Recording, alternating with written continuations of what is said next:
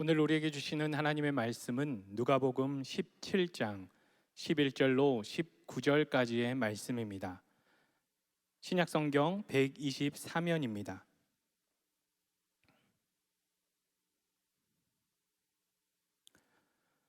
모두 자리에서 일어나셔서 교독하겠습니다. 예수께서 예루살렘으로 가실 때에 사마리아와 갈릴리 사이로 지나가시다가 한 마을에 들어가시니 나병 환자 10명이 예수를 만나 멀리 서서 소리를 높여 이르되 예수 선생님이여 우리를 불쌍히 여기소서 하거늘 보시고 이르시되 가서 제사장들에게 너희 몸을 보이라 하셨더니 그들이 가다가 깨끗함을 받은지라. 그 중에 한 사람이 자기가 나은 것을 보고 큰 소리로 하나님께 영광을 돌리며 돌아와 예수의 발 아래에 엎드려 감사하니 그는 사마리아 사람이라. 예수께서 대답하여 이르시되 10사람이 다 깨끗함을 받지 아니하였느냐 그 9은 어디 있느냐. 이 이방인 외에는 하나님께 영광을 돌리러 돌아온 자가 없느냐 하시고 함께 읽습니다. 그에게 이르시되 일어나 가라 내 믿음이 너를 구원하였느니라 하시더라. 아멘. 성경의 손을 얹고 함께 고백하겠습니다. 이는 살아계신 하나님의 말씀입니다. 아멘. 할렐루야. 주의 은혜와 평강이 여러분과 함께 하시기를 축원합니다. 오늘은 맥주감사절입니다. 이 맥주라고 하는 말은 보리를 추수하다 이런 의미입니다. 보리를 추수하고 하나님 앞에 감사한 절기, 맥주감사절은 성경의 절기와도 연결되어 있습니다. 성경에 보면 이스라엘의 3대 절기가 나옵니다. 유월절, 장막절, 초실절입니다. 이 유월절은 이스라엘 백성들이 이집트의 노예 생활할 때와 관련이 있습니다. 하나님께서 모세를 보내셔서 이스라엘을 출애굽시키기 위해서 이 유월절의 역사를 일으키시죠. 10번째 재앙이 장자 죽음의 재앙인데 이스라엘 집에 어린 양의 피가 묻어 있어서 죽음의 그림자가 그 집은 넘어갔어요. 월이라고 유합니다. 넘어가다는 의미에서. 영어로는 pass over 이런 뜻을 씁니다. 그러니까 죽음과 저주가 넘어가고 구원해 주신 것이죠. 바로 그것을 기념하는 절기가 유월절입니다. 하나님께서 그 이집트에서 우리를 구원해 내셨다 이런 의미입니다. 우리나라로 보면 광복절과 좀 비슷한 절기라고 할 수 있겠죠. 그리고 장막절은 이스라엘 백성들이 출애굽해서 광야 생활할 때 장막을 치고 살았습니다.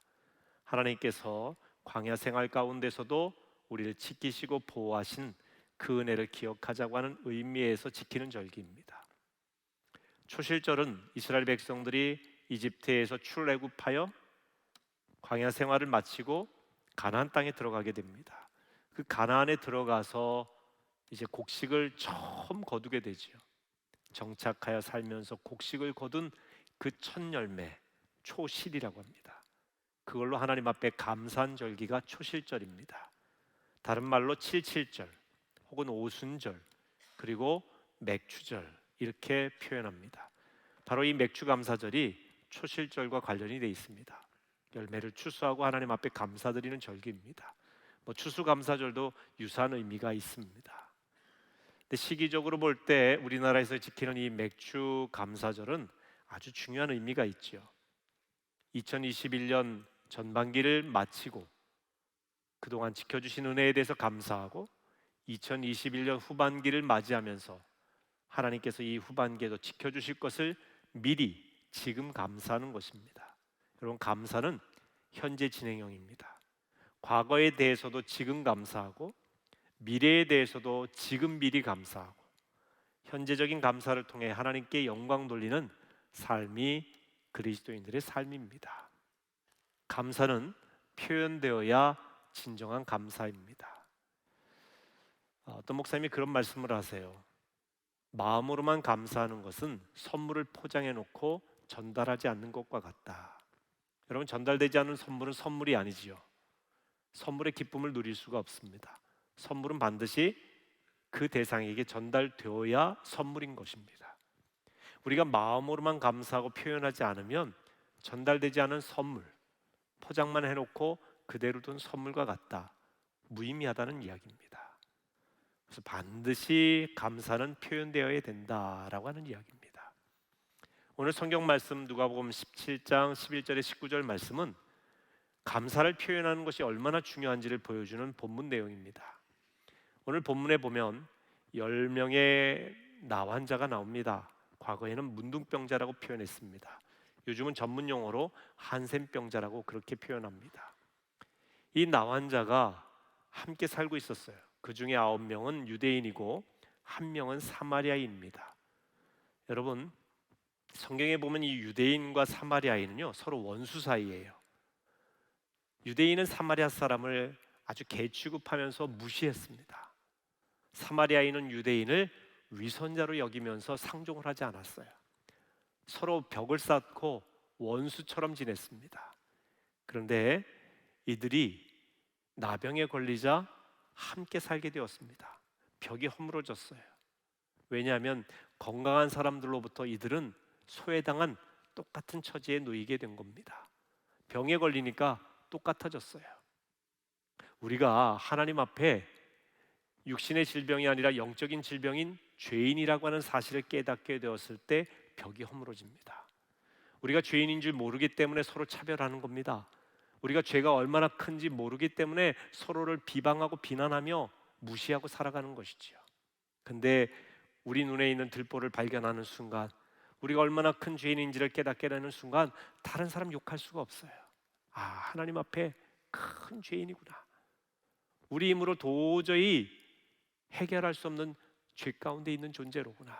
이걸 깨닫게 될 때에 어떻게 보면 하나가 된다는 것이죠. 굉장히 역설적인 이야기이기도 합니다. 과거에는 나병을 천벌로 여겼습니다. 죄로 인한 병이다, 하나님이 주시는 병이다, 불치병이다, 그렇게 여겼습니다. 근데 이 나병에 걸리면 육체적으로 무감각해지면서 점점 죽어가는 고통이 있죠. 이 육체적인 고통도 있을 뿐만 아니라 전염이 된다 해서 사회에서, 가정에서 격리가 됩니다. 가족도 친구도 나환자를 상대하지를 않습니다. 그래서 이들은 육체적인 고통과 함께 정신적이고 내적인 이 분리와 격리로 인한 고통을 겪게 되는 그런 환자들입니다. 여러분, 요즘 우리가 코로나19로 인해서 확진이 되면은 그들을 격리시키지 않습니까? 그리고 낙인을 찍어요. 저 사람 때문에, 저 사람이 확진자다. 근데 이게 얼마나 큰 고통인지 여러분 아셔야 됩니다. 우리가 육체적인 고통도 크지만 사회로부터 분리되고 낙인이 찍히는 고통은 이루 말할 수 없는 내적인 고통입니다. 이 나환자들이 그랬습니다. 사람들로부터 버림받았다라고 하는 이 내적인 고통이 훨씬 큰 가운데 있었던 사람들입니다. 그런데 어느 날 예수님께서 이 10명의 나환자가 살고 있는 이 가까운 마을을 지나가시게 되는 거예요. 예수님에 대한 소문이 쫙 퍼졌습니다. 아마 이들도 예수님에 대해서 알고 있었던 것 같습니다. 예수님이 병자를 치료하시고 5,000명을 먹이시고 엄청난 기적을 일으키시고 예수님 주변에는 많은 여인들과 죄인들, 환자들이 수도 없이 많이 있다는 이야기를 들었을 겁니다. 그 예수님이 자기 마을로 오시는 거예요. 그래서 그 마을로 들어가시려고 하자 10명의 나환자가 예수님을 향해 이렇게 외칩니다. 예수 선생님이여, 우리를 불쌍히 여기소서. 예수 선생님이여, 우리를 불쌍히 여기소서. 필사적으로 외쳤겠죠. 여러분, 물에 빠진 사람이 나를 건져달라고 외칠 때 그 지나가신 분, 나 물에 빠져갑니다, 시간 있으시면 날 좀 건져 주시지요 라고 매너 있게 얘기하지 않습니다. 그러다간 죽습니다. 사람 살려, 사람 살려, 나를 건져달라고 얼마나 간절히 외치겠습니까? 성경에 보면 소경거지 바디메오가 예수님이 지나가실 때 사람들이 그를 시끄럽다고 만류하는데도 불구하고 다윗의 자손 예수여, 다윗의 자손 예수여, 나를 불쌍히 여겨달라고 간절히 외칩니다. 너희는 내게 부르짖으라, 내가 내게 응답하겠고 내가 알지 못하는 은밀한 일을 내게 보이리라. 예레미야 33장 3절에 그렇게 말씀하셨어요. 간절히 부르짖는 거예요. 예수님이 발길을 멈추시고 그들을 바라보시고 치유해 주셨습니다. 여러분, 간절한 간구에는요 예수님의 발길을 멈추게 하는 힘이 있습니다.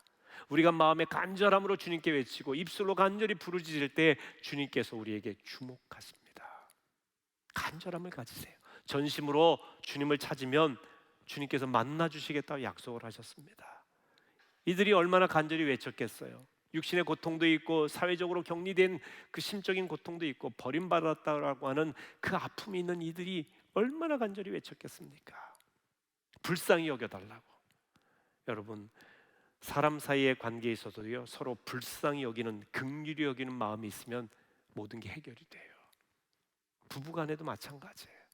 부모 자녀 간에도, 형제 간에도, 성도 간에도, 이웃 간에도 참 불쌍하다라고 하는, 이 옛날 말로 하면 측은지심이죠. 긍휼히 여기는 마음이 있을 때 그들을 품게 됩니다. 그러니까 주님께 불쌍히 여기는 그런 마음을 좀 가져달라고 외친 겁니다. 예수님께서 그들을 긍휼히 여기시고 그들을 치유해 주셨습니다. 이렇게 말씀하시죠. 가서 제사장들에게 너희 몸을 보이라. 직접 치유해 주시면 좋으련만 제사장에 가라고 예수님께서 말씀하십니다. 이유가 있죠. 당시에 이 나 환자에 대한 판결은 제사장 몫이었습니다. 제사장이 보고 여러 가지 현상을 보고 너는 나 환자다 하면 나 환자가 되는 거예요. 너는 치료받았다 하면 치료받는 겁니다. 그렇기 때문에 예수님께서는 이미 이들을 치료하셨어요. 하지만 이들이 진짜 사회로 복귀하고 가정으로 가기 위해서는 제사장의 판결을 받아야 되겠기에 당시에 그런 사회적인 제도를 예수님 무시하지 않고 제사장에게 보낸 겁니다. 그들은 제사장에게 가는 동안 나음을 입은 것을 깨달았습니다. 얼마나 기뻤겠습니까? 치료해 주셨어요. 그런데 10명이 다 치료받았지만 예수님께 돌아와서 감사했던 사람은 한 명입니다. 15절에서 17절에 이렇게 되어 있습니다. 그 중에 한 사람이 자기가 나은 것을 보고 큰 소리로 하나님께 영광을 돌리며 돌아와 예수의 발 아래에 엎드려 감사하니 그는 사마리아 사람이라. 예수께서 대답하여 이르시되 10사람이 다 깨끗함을 받지 아니하였느냐? 그 9은 어디 있느냐? 10명 모두 고침받았지만 예수님께 돌아와 감사한 사람은 제일 무시당하던 사마리아인 한 사람이었습니다. 예수님이 이렇게 말씀하시죠. 그 9은 어디 있느냐? 그들도 깨끗해졌을 텐데 안타까운 마음으로 그들을 찾으십니다. 치료의 값을 받기 위해서 찾으신 것이 아닙니다. 감사 인사 사례받기 위해서 찾으신 것이 아닙니다. 더 큰 치유, 궁극적인 치유를 주시기 위해서 찾으신 거예요. 근데 예수님께 돌아와 감사한 사람은 사마리아 사람 한 사람입니다.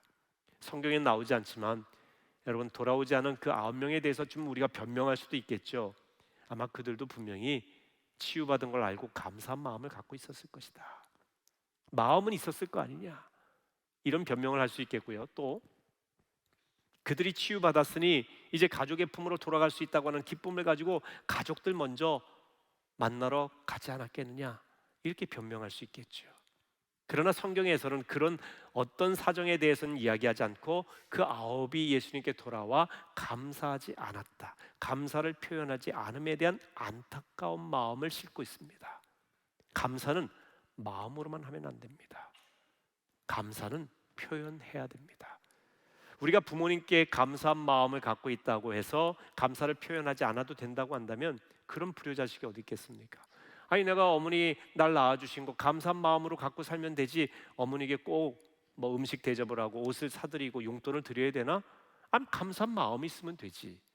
이런 자녀 괜찮으신가요? 감사한 마음이 있으면 되지, 굳이 뭐 카네이션 달아드리고 감사하다고 말하고 감사하다고 편지 써야 되나? 마음 갖고 있으면 되지 라고 한다면 부모님 입장에서 괜찮으십니까? 만약에 우리가 자식된 도리로 이야기한다면 이런 경우는요, 불효자식이에요. 표현하지 않은 감사는 감사가 아닙니다. 포장만 해놓고 전달되지 않은 선물이 아닌 것과 같습니다. 여러분, 우리가 착각할 때가 있어요. 마음만 있으면 되지. 아니에요. 표현해야 돼요. 믿음만 있으면 되지 행동해야 되나? 아니에요. 행함이 없는 믿음은 죽은 믿음이라고 성경은 이야기합니다. 우리가 이웃 사랑하는 마음만 있으면 되지 굳이 강도 만난 자를 치료해 줘야 되나? 예수님은 가서 너도 이와 같이 하라, 행동하라, 표현하라, 사랑하라, 실천하라 말씀하셨습니다. 우리의 신앙을 착각하지 마세요. 마음으로만 진심으로 하나님을 믿으면 되지 라고 성경에 되어 있지 않습니다. 너희들이 세상에서 입술로 나를 시인해야 내가 하나님 아버지 앞에서 너희가 나를 시인했다, 믿음이 있다라고 증거하겠다고 말씀하셨어요. 마음으로는 믿지만 시인하지 않는 믿음이 아니라는 얘기입니다. 사람이 마음으로 믿어 의에 이르고 입으로 시인하여 구원에 이른다고 말씀하셨어요. 시인해야 됩니다. 실천해야 돼요. 표현해야 된다는 이야기입니다. 여러분, 사실 성경은 이렇게 돼 있어요. 너희가 진심으로 마음에 믿으면 마음에 쌓은 선한 것으로 선한 것을 내게 돼 있다는 거예요. 그러니까 진심으로 마음에 그런 마음이 있으면 표현하지 않고는 견딜 수가 없는 거예요. 결혼 어떻게 하셨나요? 부부관계를 어떻게 맺습니까? 나 저 여인을 사랑해, 나 이거 진심이야. 그런다고 결혼이 이루어집니까? 함께 살 수 있나요? 사귈 수 있나요? 프로포즈 하셔야죠. 내가 당신을 사랑합니다. 나의 여인이 되어 주십시오. 나와 함께 살아 주십시오. 표현해야 될 거 아닙니까? 끙끙 앓지만 말고 표현하셔야 됩니다. 그래야 사랑이에요. 감사도 마찬가지라는 거예요. 우리가 살아가면서 아주 상식적인 이야기인데 우리는 하나님께 감사 표현하는데 너무나 인색해요. 하나님께 감사 표현하는 가장 아름다운 표현 중에 하나가 찬양이에요. 밤에도 찬양, 낮에도 찬양하는 거예요. 우리의 삶 속에 찬양이 끊이지 않게 되시기를 주님의 이름으로 축원합니다. 찬양 많이 하세요. 우리 입술의 기도에 감사를 표현하세요. 식사 한 끼를 놓고도 감사 기도하세요. 하나님께서 감사하는 마음과 입술과 삶에 분명히 축복하십니다. 어느 미국의 노스캐롤라이나 대학교에서 연구진들이 65쌍의 부부를 대상으로 실험을 했어요. 두 그룹으로 나눠서 한 그룹은 사소한 일에도 부부간에 서로 감사를 표현하도록 했고요. 또 다른 그룹은 전혀 그런 감사 표현 안 하도록 그렇게 했습니다. 어느 정도 기간이 지나서 그 결과를 보니까요, 아주 사소한 것에도 감사를 표현하는 부부와 그렇지 않은 부부 간에 엄청난 차이가 나오더라는 겁니다. 그러니까 감사를 표현한 그룹은 그렇지 않은 부부보다 긍정적이고 행복한 마음으로 살 확률이 10배 이상이 높더래요. 행복하게 사시기를 원하시면 감사를 표현하시기 바랍니다. 저는 2013년 12월 26일부터 한동안 감사일기를 썼습니다. 성탄절 지난 다음 날이죠. 2013년 12월 26일 제 감사일기의 일부분을 여러분에게 소개합니다. 어제 성탄 예배 후 집안 정리를 했다. 아픈 어깨와 팔의 통증이 더 심해졌다. 걱정했지만 새벽에 가볍게 일어났다. 감사하다. 새벽에 고린도후서 12장 1절에서 10절 말씀을 전했다. 바울이 약한 데서 강해진다는 고백, 가시가 있으나 하나님이 자신에게 주신 은혜가 족하다는 고백이 깊이 공감되었다. 말씀에 공감할 수 있음에 감사하다. 교인들에게 요즘 나의 고통에 대해 고백했다. 어깨와 팔이 아프다고 고백했다. 나는 정말 약한데 하나님 은혜로 산다고 고백할 수 있음이 감사하다. 약함을 고백할 수 있는 용기 주신 하나님께 감사한다. 오늘부터 감사일기를 쓰게 된 이유가 있다. 알코올 중독자들을 위해 선양원을 섬기는 임효주 목사님의 감사 그 놀라운 이야기들이란 책 때문이다. 알코올 중독자들이 감사일기를 쓰면서 그 지독한 중독에서 해방된 간증 이야기로 꽉 찬 책이다. 오늘 그 책을 읽고 나도 미루지 말고 오늘부터 감사일기를 쓰기로 했다. 어깨와 팔이 아프지만 감사일기를 쓰는 내내 통증이 없어 감사하다. 제가 그 당시 임효주 목사님, 우리 감리교 목사님이신데요, 감사 그 놀라운 이야기들이라고 하는 책을 읽고 마음에 감동이 왔어요. 그래서 감사일기를 실천한 것입니다.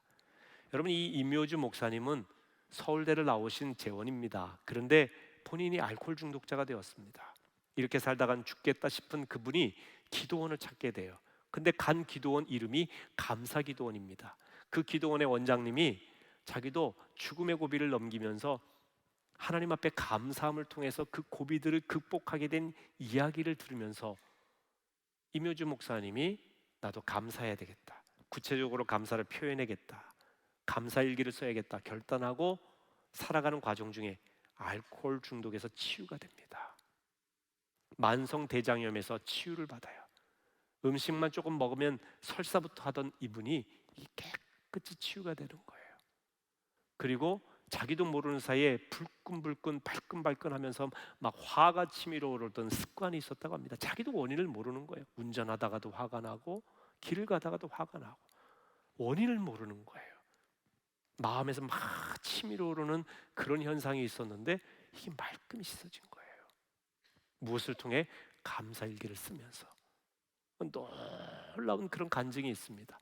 이분이 신학을 하고 목회를 하면서 자신처럼 알코올 중독으로 고통당하는 이들을 치료해야겠다 해서 선양원이라고 하는 곳을 설립을 하고 그분들을 치유하는 가장 중요한 코스로, 물론 여러 가지 의학적인 또 약을 통한 뭐 여러 가지 치료도 하시겠죠. 하지만 가장 핵심이 뭐냐? 감사일기 쓰는 거예요. 그러면서 고관절 환자가 치유받고요, 다리를 잘라내야 되는 수술을 해야 되는 이들이 그게 회복되는 역사가 일어난 이야기들이 바로 감사, 그 놀라운 이야기들이라는 책입니다. 아, 감사를 표현하는 게 중요하구나. 미루지 말고 감사해야겠다. 그래서 감사일기를 썼어요. 2013년 12월 26일부터. 그리고 2014년 한 해 동안도 계속 감사일기를 썼습니다. 근데 여러분, 우리 교회가 2014년에 큰 일이 있었죠. 성전을 리모델링 공사를 했어요. 사실 성전 리모델링 공사가 비용도 많이 드는, 수십억 드는 공사였고요. 그리고 또 생각의 차이 때문에 어려움도 그때 있었습니다. 근데 공사를 안 할 수가 없는 상황입니다. 천정이 조금씩 내려오는 그런 현상이 있었고요. 소방시설이 없는 가운데 있었고, 여러 가지 방송이라든지 공조시설이라든지 이런 시설들이 공사가 필요한 상황이라 안 할 수가 없었습니다. 근데 여러 가지 공사를 하면서 아무래도 힘들지 않습니까? 그런데 제가 그 기간에 어느 때보다도 은혜 충만하고 성령 충만한 그런 기쁨을 누렸던 기간이에요. 힘들지만 그럼에도 불구하고 은혜가 풍성했어요. 그 원인이 무엇일까 돌아보니까 그 기간에 감사일기를 쓴 거예요. 그럼에도 불구하고 하나님 감사합니다. 우리 성도들이 하나 되어서 이 귀한 성전을 함께 이루어가니 감사합니다. 감사의 고백을 매일매일 하게 됩니다. 은혜 가운데 그 해에 성전을 봉헌해요. 그런데 그 뒤에 제가 감사가 없어요. 물론 가정 예배를 드리면서 매일 5가지 가족들과 함께 감사 고백은 하지만 일기가 끝나버린 겁니다. 요 근래 제가 돌아보면서 제 자신이 감사가 많이 메말랐구나.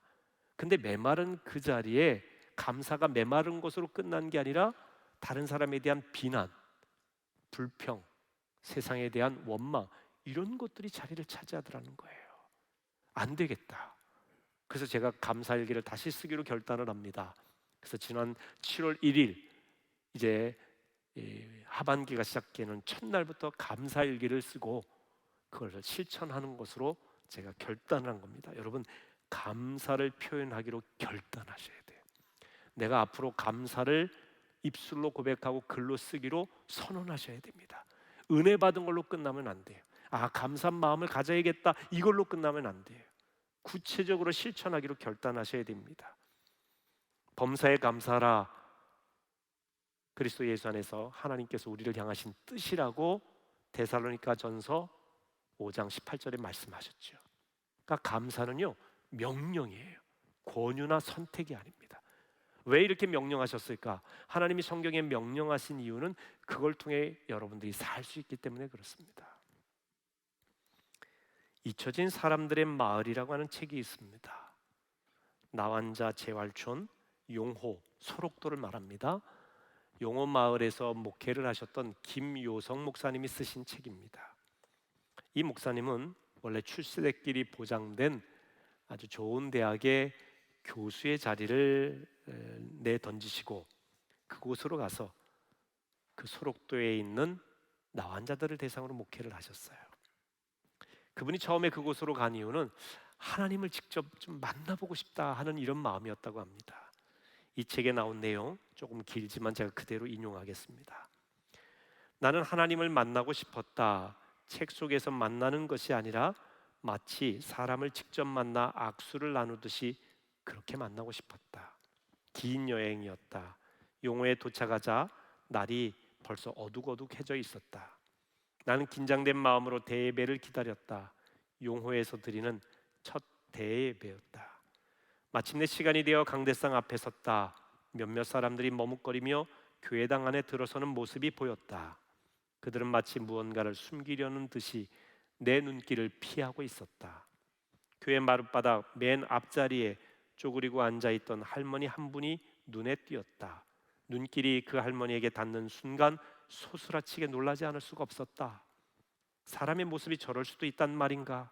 할머니의 얼굴에서 볼 수 있는 것은 오직 구멍 5개뿐이었다. 눈도 코도 입술도 없었다. 양손조차 다 끊어져 나가고 없었다. 내가 나환자촌에 왔긴 왔구나. 예배 시간이 어떻게 흘러갔는지 모르겠다. 오직 한 가지 생각만 망치질 하듯 나를 두들겨대고 있었다. 어떻게 하면 여기를 떠날 수 있을까? 처음에는 예배 후에 사람들과 인사를 나눌 작정이었다. 그러나 나는 예배가 끝난 뒤에 일부러 천천히 설교 원고를 정돈하였다. 내가 늑장 부리는 동안 사람들이 전부 돌아가기를 바랐던 것이다. 마침내 교회 문을 닫으려고 강대상에서 내려오는데 그 얼굴 없는 할머니가 고개를 드셨다. 목사님, 말씀 감사합니다. 할머니는 손가락 없는 손을 내게 내밀었다. 이 손을 어떻게 잡아야 하지? 손목을 잡아야 하나? 손가락이 끊어진 부분을 잡아야 하나? 나는 할머니의 손 위에 그저 내 손을 그냥 올려놓을 수밖에 없었다. 그 순간의 느낌은 앞으로도 결코 잊지 못할 것이다. 근데 할머니가 이상하다. 할머니, 혹시 어디 편찮으세요? 할머니는 흉한 얼굴로 웃어 보이려고 애쓰면서 대답했다. 목사님, 저는 18살 때부터 지금까지 한 번도 건강한 사람의 손을 잡아본 적이 없습니다. 그런데 오늘 목사님이 이렇게 제 손을 잡아주시니 너무 기뻐서 그렇습니다. 나는 너무 부끄러웠다. 하나님이 나를 가르치기 시작하셨다. 나는 할머니에게 물어보고 싶은 것이 있었다. 할머니의 가혹한 운명 때문에 하나님을 원망하시지는 않으십니까? 아니, 어떻게 감히 하나님을 원망하겠습니까? 오히려 감사드려야죠. 하나님은 아픔 가운데서도 제게 복을 주셨는걸요. 예전에는 저도 많이 원망했어요. 하지만 하나님은 여기에서 살아온 긴 세월 동안 나를 잊지 않으시고 그 아들 예수님을 믿는 믿음을 선물로 주셨지요. 하늘나라에 갈 소망도 주시고요. 이것이 진짜 복이 아니겠습니까? 나는 부끄러웠다. 지금까지 나는 한 번도 나의 건강을 하나님의 복으로 생각하지 못했다. 그러나 문둥병자로 살면서 어떻게 하나님의 복을 말할 수 있을까? 김효성 목사님이 만난 이 할머니는 18살의 문둥병자, 나환자가 되십니다. 가족들과 떨어져 살게 되지요. 이 할머니의 아버지는 나병에 걸린 딸아이 방에 어느 날 밤에 찾아왔대요. 이 딸아이로 인해서 집안이 풍비박산나게 생겼거든요. 그러니까 이 딸아이를 낫을 들고 죽이려고 찾아온 거예요. 그런데 차마 죽이지 못하고 한숨만 푹 쉬시다가 돌아가셨답니다. 그 아버지는 18살 된 딸아이가 스스로 목숨을 끊어주기를 바랬던 겁니다. 이러다가 온 가족이 망하게 생겼으니까. 근데 딸을 어떻게 죽여요? 본인도 목숨 끊으려고 수차례 했답니다. 그러다가 결국 소록도 용호 마을까지 오게 된 것이죠. 거기서 하나님을 만난 겁니다. 그래서 생의 의미를 깨닫고 감사하며 살게 되었다고 하는 이야기죠. 날 구원하신 하나님, 이 비참하고 못난 죄인을 구원하신 하나님, 가족도 버린 나를 구원하신 그 하나님, 있는 모습 그대로 나를 품어주신 그 하나님, 그 하나님을 믿게 된 겁니다. 그래서 극한 상황 속에서도 하나님 감사합니다, 하나님 은혜입니다 표현하며 살게 된 이야기입니다. 이 할머니는 나병에서 치유받은 것은 아니에요. 하지만 그보다 훨씬 큰 영혼의 질병, 죄의 질병에서 치료받고 구원의 은혜를 누리고 계신 겁니다. 여러분, 감사는 더 큰 감사를 부릅니다. 감사는 영원한 감사를 부릅니다. 예수님은 감사하기 위해 돌아온 사마리아인을 향해 이렇게 말씀하십니다. 19절입니다. 그에게 이르시되 일어나 가라, 내 믿음이 너를 구원하였느니라 하시더라. 예수님의 발 앞에 엎드려서 감사를 표현하며 하염없이 감격하고 있는 이 과거 나 환자에게 일어나 가라, 내 믿음이 너를 구원하였느니라. 주님께서 진짜 중요한 구원을 선언하십니다. 주님께서 나머지 9을 찾으신 이유도 여기에 있죠. 그들이 육신의 질병은 치유받았지만 정작 중요한 영혼의 질병에서 치유받은 것은 아니잖아요. 그 9이 감사로 돌아왔으면 더 큰 감사의 제목, 영혼 구원에 이 죄의 질병에서 치유된 것을 예수님께서 말씀하셨을 텐데 그들은 그 기회를 놓친 거예요. 감사를 표현하지 않음으로 말미암아 말입니다.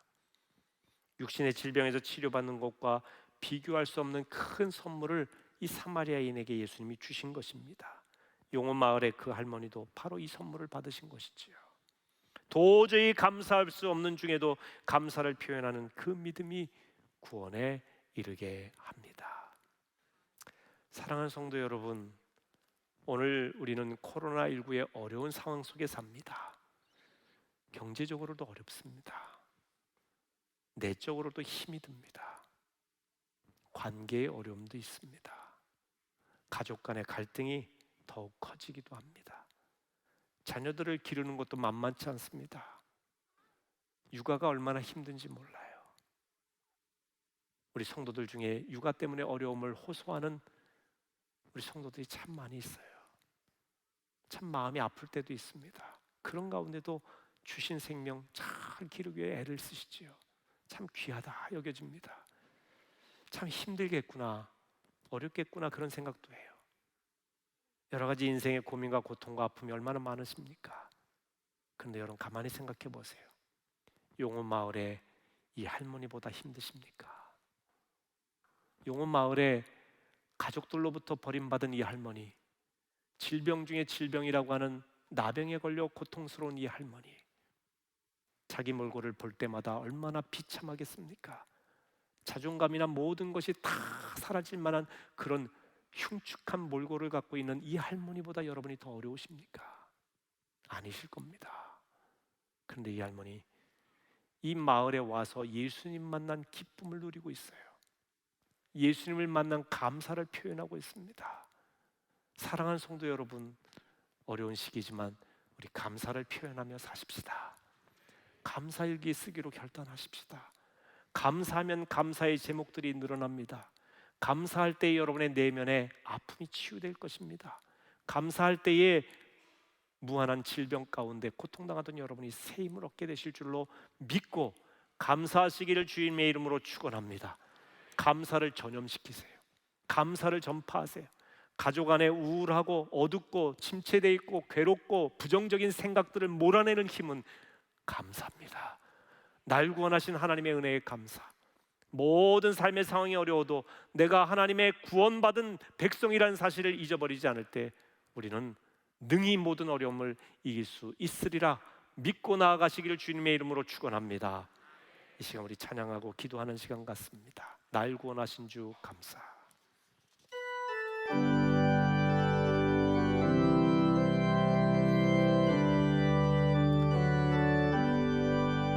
날 구원하신 주 감사. 모든 것 주심 감사.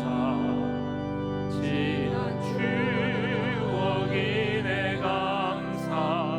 주 내 곁에 계시네. 향기로운 봄철의 감사. 외로운 가을날 감사. 사라진 눈물도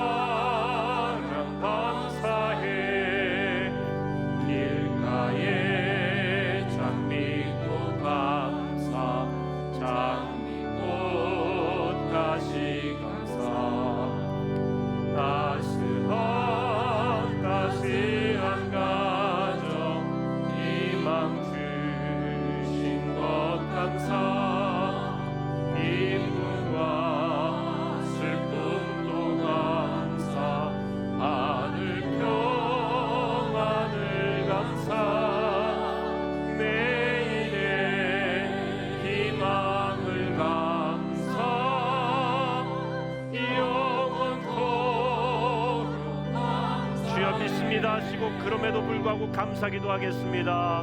주여 믿습니다. 아버지 하나님, 어려운 상황 가운데 있습니다. 그럼에도 불구하고 날 구원하신 하나님의 은혜 생각하며 감사하는 백성 되게 해 주옵소서.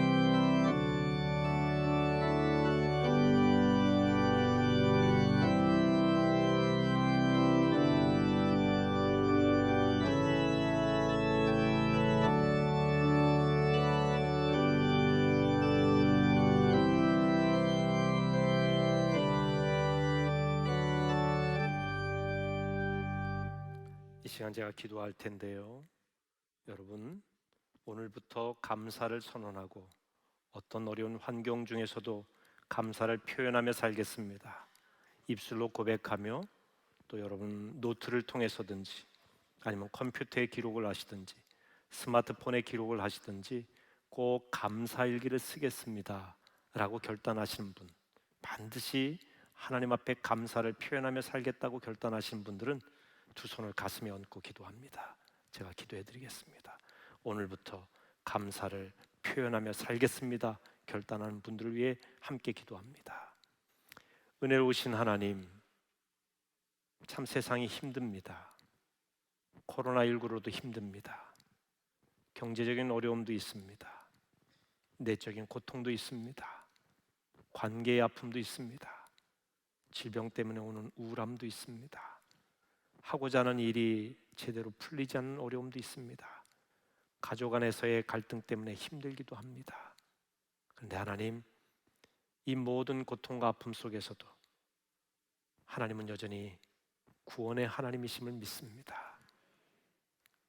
그럼에도 불구하고 하나님 앞에 감사하며 살기로 결단하게 하옵소서. 10명의 나병 환자 중에 주님께 돌아와 감사했던 사마리아인을 구원의 축복으로 인도하신 하나님, 더 큰 감사의 제목을 주신 하나님, 어려운 중에도 하나하나 구체적으로 감사를 표현하며 살기로 결단하는 성도들에게 은혜 위에 은혜, 복 위에 복을 내려 주시옵소서. 붙들어 주시옵소서. 어둠의 그늘을 물리칠 수 있는 힘을 허락해 주옵소서. 성령님 지켜 보호해 주시옵소서. 감사를 입술로 고백하게 하시고 글로 고백하게 하시고 삶으로 고백하게 하시고 물질로도 고백하며 살아갈 수 있도록 인도하여 주시옵소서. 감사할 때에 사단이 물러가게 될 줄로 믿습니다. 어둠의 그늘이 헤쳐질 줄로 믿습니다. 성령님 역사하실 줄로 믿습니다. 감사가 사라져가는 이 시대에 감사를 회복하는 주의 백성들이 되게 하여 주시옵소서. 그 무엇보다도 나를 구원하신 하나님, 영원한 생명 주신 하나님 앞에 감사함으로 승리하게 하옵소서. 가정 안에서도 감사하게 하시고 직장과 학교 안에서도 감사하게 하시고 대가를 바라지 말고 감사하게 하옵소서. 교회 안에도 감사가 넘치게 하여 주옵소서. 대한민국 안에도 온 세계 안에도 코로나 바이러스가 창궐하는 것이 아니라 감사가 가득한 세상을 만들어가게 하여 주시옵소서. 예수님의 이름으로 기도하옵나이다. 아멘.